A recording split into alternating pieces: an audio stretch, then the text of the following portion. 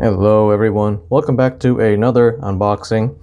Today we're going to be checking out the EKSA EM600 ergonomic gaming mouse. This is around $25 or so that you can find on Amazon, so definitely one of those more inexpensive budget category of gaming mice out there. And within its price point, it's competing with other, budget mice from ones like Red Dragon and things like that. So hopefully this will be one of the better mice that you can buy out there for around the $20 to $25 range. And this one I looked up did win some award, I think, for its design and innovation. It is the Red Dot Award. So very nice to see that. And yeah, so let's check it out.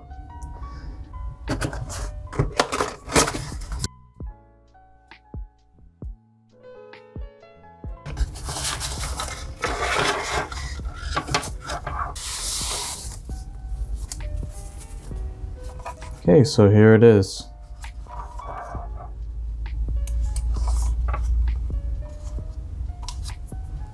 And let's take apart this.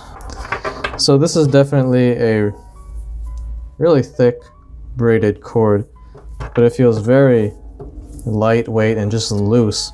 Like it's got a lot of slack. So I think this will be no problem for you guys who use wired mice.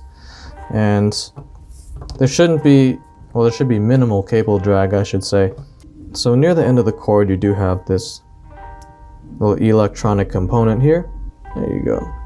There's the logo, and right there it says EKSA. This is the mouse. Has this matte lightweight plastic buttons here, which I assume are for the DPI. And we have macro buttons over here. And this is what I want to check out, because this is that macro button, or that sniper button that they call it. Ooh. Do you hear that? This has a really satisfying click to it, and it's very sensitive. Buttons have a satisfying click. And are nice and responsive. Scroll wheel is really big. When I'm turning the scroll wheel, it seems to turn pretty good. But there are some rough spots in there, which I'm not sure if they will affect my gaming. But overall, so far, for the most part, it scrolls pretty well. There's a button here, which I assume is for the RGB. That's what the RGB looks like. Let me turn this light off for you guys. Look at that scroll wheel. Everything is just changing colors right now. And there's a lot of RGB lights going crazy everywhere, especially right here. Okay, so it's actually been over a week since I unboxed the mouse, and over that time I've tested it playing multiple games, just browsing the web, photo and video editing. So here are my thoughts. This mouse is a great budget mouse at around the $25 price point, and it also has a lot of good features and specs at that price, but there are just some minor things that I think could be improved. So first of all, I'll talk about the shape of the mouse. I found it to be very comfortable and it feels great in my hand. This mouse is specifically designed for the right hand, so if you are left-handed, you won't really be able to use the mouse that well. One of the main selling points for this mouse is that it has this special button on the bottom left edge of the mouse, which is what they call their sniper button. When you press and hold this button down, the mouse sensitivity is lowered, and then when you let go of it, it switches back to the normal sensitivity that it was originally on. This is supposed to help assist with your aim when gaming, and of course when sniping in FPS games. Now, since I play first-person shooter games with my left hand, I gave it a try, but it just didn't feel that great for me. Since I couldn't properly test it in FPS games for the sniping purpose, I can't really give my thoughts on it for that specific use. I'm sure a lot of people will find it very useful for pinpoint accuracy especially for long distance sniping and first person shooter games. However, I did find another use for it, kind of out of the blue while I was doing things outside of gaming. While I was doing some photo editing and zooming in really closely on pictures to do pixel by pixel edits, the sniper button is actually very useful in lowering the DPI to give me better accuracy while I need that pixel perfect edit. And I even found myself using it pretty often when doing video editing. This was an unexpected benefit that I found while just using the mouse in day-to-day situations, so I wouldn't be surprised if you can end up using that button for much more than just gaming. Though be aware that the button is very sensitive, and I have pressed it a few times unintentionally, but at the same time it's not a big deal since it just lowers the sensitivity, and it's not like it goes back a page or something when web browsing. Since I couldn't really play FPS games with it, I did play a few other genres such as real-time strategy, which I do properly play with my right hand. And this mouse was very good in my experience. Quick swipes, jolts, and movements are not an issue with this mouse, and overall my accuracy was very good. When I play StarCraft, one of my macros that I set is programming the top side button so that it switches between my bases. I set the same macro to all my gaming mice whenever I play, and it also works perfectly with this EM600. It was very easy for my thumb to reach and click, and the feedback felt good. The mouse is also pretty lightweight at 90 grams, and all the buttons feel really snappy and responsive. The main left and right click buttons are very easy to press, and I found that they have excellent feedback. They advertise that these buttons have some golden micro switches, which are rated for at least 20 million clicks in its lifespan, and they are supposedly more dust proof as well, so that's a big win if they can keep dust out to prolong the life of the mouse. If this mouse can indeed last for years and years, then this will be one of the most cost-effective gaming mice that you can purchase. My brother has gone through a lot of higher-end mice from big companies such as Razer, for example, and they all ended up having problems after a year or so, and some of them even cost 2 to 3 times the price of this mouse. Now, even though the mouse is very comfortable, I personally found the grip to just be okay.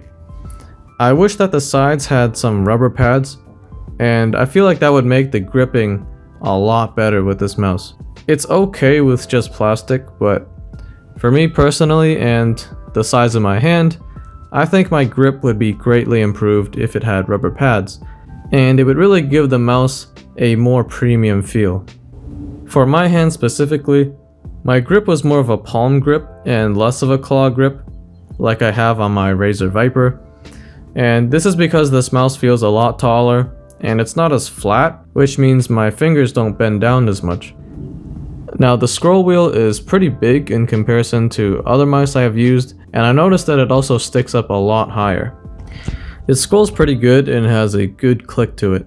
However, there's a slight roughness while scrolling the wheel on my unit that I received. Maybe the mold of the scroll wheel I got is not perfect, or maybe it's a little bent, but while scrolling, there's a certain point on the wheel that feels rough, as opposed to the smooth scrolling on the rest of the wheel. I'm not sure if this is something that happens on all of the mice, most likely not, but it is something that I experienced on my model. The on-the-fly DPI switching is also very convenient and easy to use, and that's because when you switch the DPI, it displays a different color for each profile. I also found the braided cord to be excellent, actually one of the best that I have tried. This one is very long, so if your computer is far away, you should have no problems reaching it. But the main thing that makes this cable so great is that it feels weightless and it's very soft and easily bendable. I don't notice the weight or have any cable drag issues during my use. Now this might be a little easier to tangle up because of how much it bends and how loose it feels, but for gaming, this is an excellent cable. Now I'm going to show a few other mice I have around me just for comparisons. The first one is also a budget mouse that can easily be found on Amazon for like $15. This one definitely feels more like a budget mouse and has a cheaper sensor. The cord is not braided and it also feels stiff. The USB plug is also massive on the end, which I really don't like. Unlike on the EKSA EM600, the USB plug is very small and compact. The EM600 is overall definitely a higher quality feeling mouse, and I would prefer this much over the T7. Next, I have a HyperX Pulsefire Core gaming mouse. This can be found for like $30 or so. This is actually the second Pulsefire Core that my brother has. The first one had a double clicking issue, and this replacement unit has a scroll wheel issue, so not very durable from our experience. I also prefer the EM600 over the HyperX. It has a lot more features, better specifications and durability, and overall it just feels much nicer in the hand. Next we have the SteelSeries 310, which is like a $50 to $60 mouse. The DPI or CPI sensor is just like the EM600, rated at 12,000. The shape is ambidextrous, which I prefer, and it also has rubber side grips, which makes the grip in my hand feel a lot better. Now, it doesn't have as much features as the EM600, but overall my comfort and control with the mouse is better on the 310. Personally, I would get the SteelSeries 310, but it also costs more than double the price of the EM600. If you don't have a preference for ambidextrous mice, like I do, then the EM600 is more than capable of competing with a mouse like this, and some of you actually might even like it more than the SteelSeries. So for this comparison, the performance is very similar, but it's more just about the mouse shape that you prefer. Okay, so the mouse also has a driver software that you can download to adjust settings like macros, RGB, and other performance settings. There's actually a lot that can be changed here, and it allows for a lot of customization. You can set other buttons around the mouse to be the sniper key, or you can even set the sniper button to a different macro. A lot of settings for you to adjust here for different profiles, and it's very good to see for a $25 mouse. Now, I tested, and the mouse settings do save on the mouse itself, which I love. I tried the software on one computer, set the macros and settings, and plugged it into my other computer that doesn't have that software downloaded, and the macros and everything is still set. So lastly, I'm just going to touch upon the RGB lights, because this mouse has a lot of that going on. You get lights on the scroll wheel, lights on the logo, and near the bottom edge of the mouse, which is where it's most prevalent. There's a bunch of different RGB light modes and settings that you can have, and it also reacts according to your mouse movements and clicks. Every time I click the mouse, the lights will flash or react or do something cool. I would usually say that this amount of RGB is a little bit over the top for a gaming mouse, but you know what? I was actually kind of really digging it, honestly, and it made it a lot more fun to use and to watch the lights fade left and right and all different kinds of colors and stuff. If you guys like RGB and lights all over your gaming gear, then you will definitely like the lights on this mouse, because there's like a mini disco going on inside it. So those are my final thoughts on the EKSA EM600. I think it's an overall excellent budget mouse at around that $25 price point, and it also offers a lot of features and performance that competes above its price. Especially with the sniper button mechanic, I think that's a really interesting and unique touch to add to a mouse that I haven't seen before.